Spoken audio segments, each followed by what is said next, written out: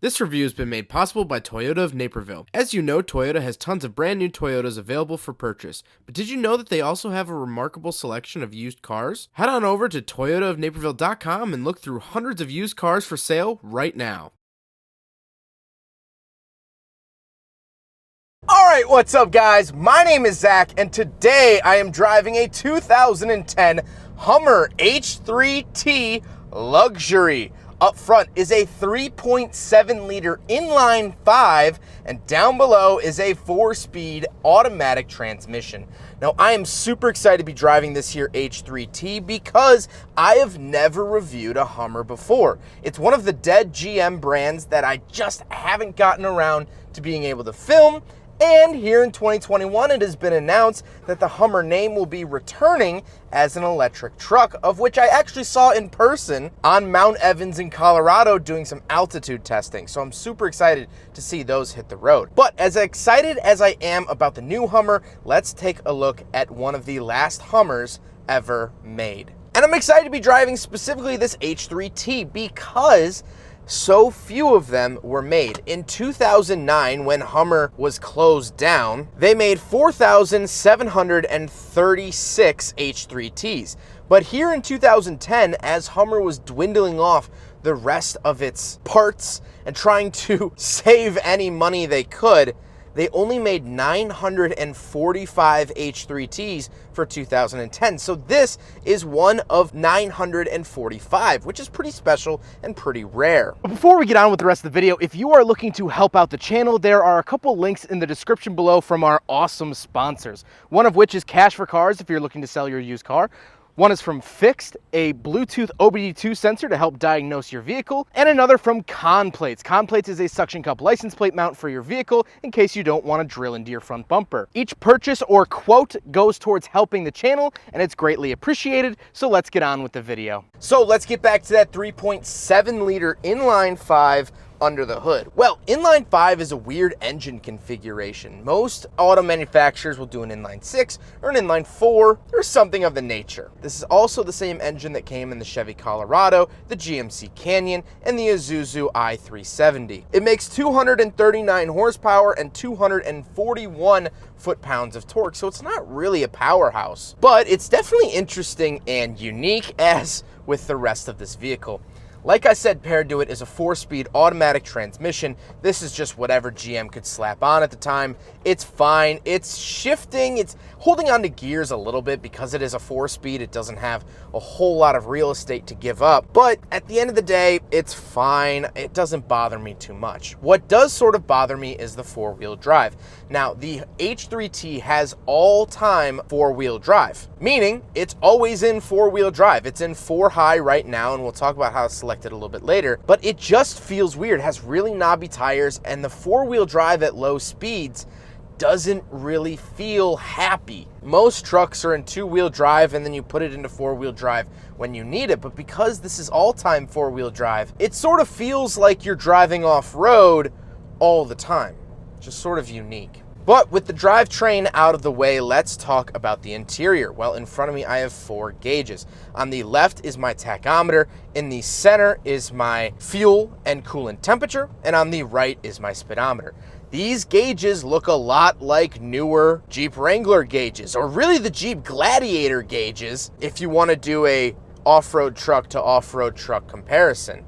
Kind of interesting there. And yes, this truck does have 203,000 miles on it, which is interesting. We'll talk about how that's good and bad a little bit later on. The steering wheel is pretty basic. I don't get anything on it. I don't even get like cruise control or any rear buttons, and it just says H3 in the center. Not even H3T, just H3. To the left of me, I do have my headlight switches, gauge dimmer switch, fog lights, and voice commands, which is kind of interesting here for 2010. And then on the door, I have my mirrors up top, child locks, power windows, and lock and unlock. Interestingly enough, the lock and unlock has a U and an L on it, in case you weren't familiar. Most auto manufacturers just have an open lock or closed lock to mean lock or unlock. But Hummer said, no, if you don't know the English language, you don't know how to lock or unlock the vehicle. Moving into the center, I do have 2 climate control vents that when closed look actually very nice and presentable. I actually kind of like them. With a giant square hazard switch in the center.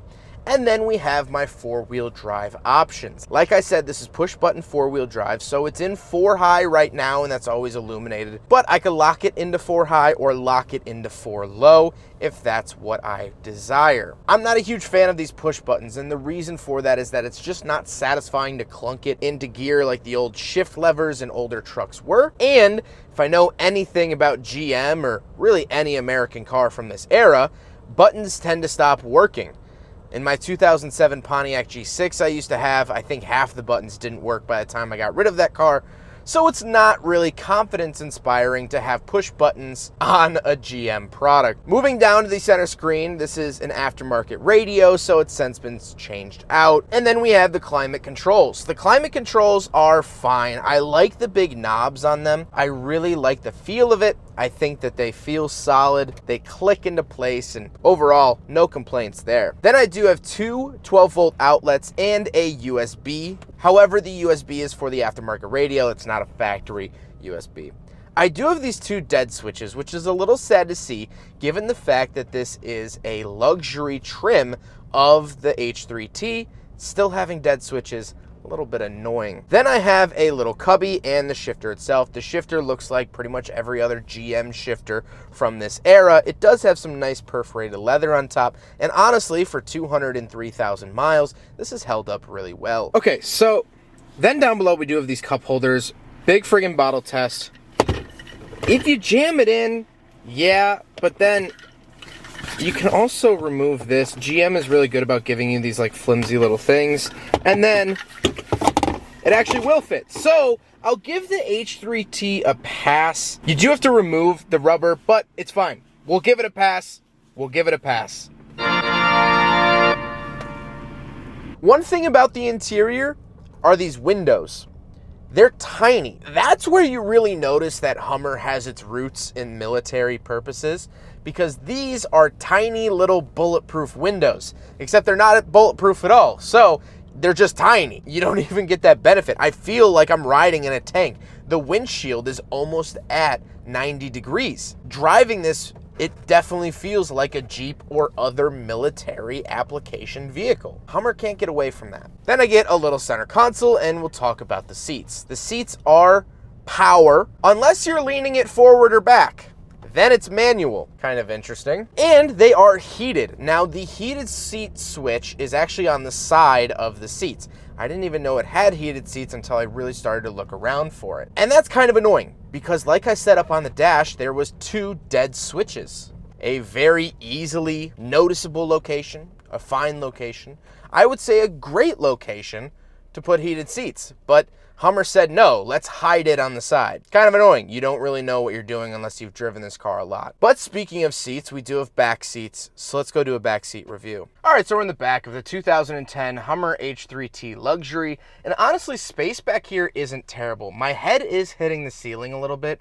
It almost looks like, I know I mentioned it earlier with the short windows, from back here, it kind of feels like they chop the top, like an old hot rod, because everything else is proportional to a regular car, but the windows and roof just sit lower. So my head is almost hitting the ceiling a little bit, which I'm not a fan of, but legroom is fine. I do have these little nets on the back of the front seats, which is good. I don't really get many other amenities back here. Power windows, nothing on the center console here, and I don't even get a fold-out center console.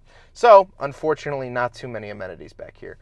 But let's take a quick look at the bed, and then we'll talk about the looks. All right, so we're on the back of the Hummer H3t, and we have a little tailgate here, comes down. No soft opening or anything like that, just traditional straps. Now, the back is not that big. It's a 5-foot bed, and so you don't really get a whole lot. However, you do have these built-in, let me see if I can get a shot of it here, storage.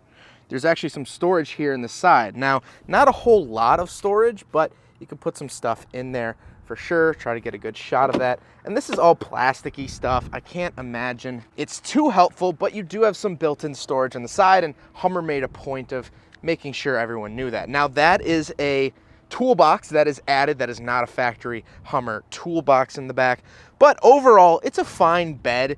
It's not huge, but again, being based off the Colorado/Canyon chassis, I wouldn't expect anything more. It's on par with those 2 other trucks. Now we got to talk about the looks. And this here H3t is finished in red rock metallic with the light cashmere interior. I do like the look of the exterior, and honestly, seeing an H3t, I don't think it's the most beautiful vehicle. I don't think it's stellar. I don't think it's going to win any design contest.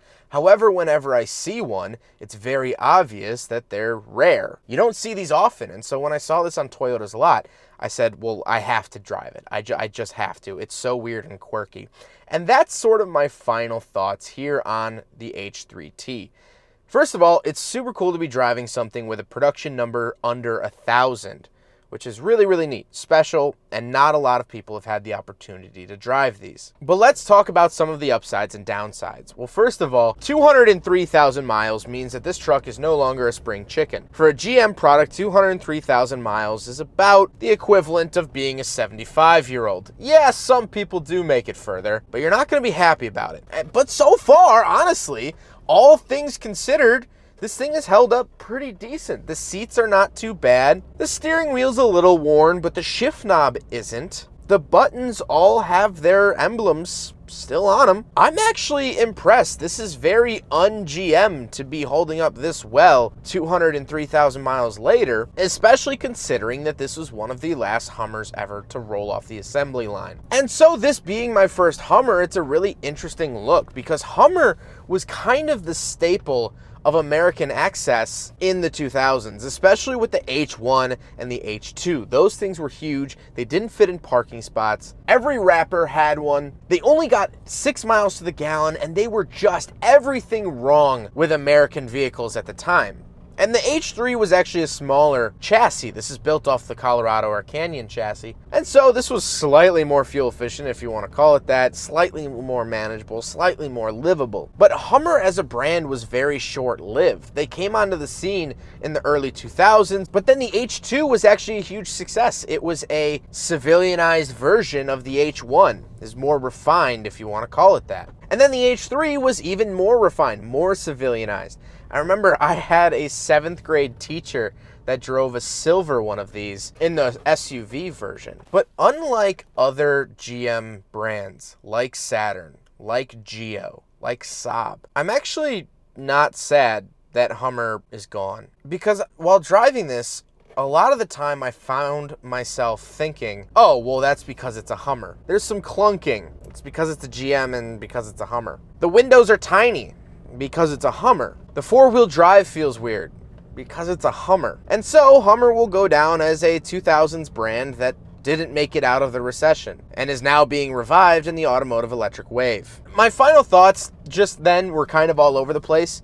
And that's because my feelings on this truck are all over the place. I love that it's rare. I love how well it's held up in here, at least, for 200,000 miles. But then again, it's clunky to drive, and I'm not really enjoying it all that much. I don't feel comfortable driving this car much faster than the posted speed limit. I don't feel right doing that, which is rare. Even a Kia Forte, I'll give a good rip. This, it doesn't feel right. I don't know. I'm really torn. If you guys have ever owned an H3 or H3T or any other Hummer, I'd love to hear your thoughts if I'm spot on or if I missed the mark completely. I don't know what to think about this. It does have a nice sunroof, though. I'll give it that. We'll end on that.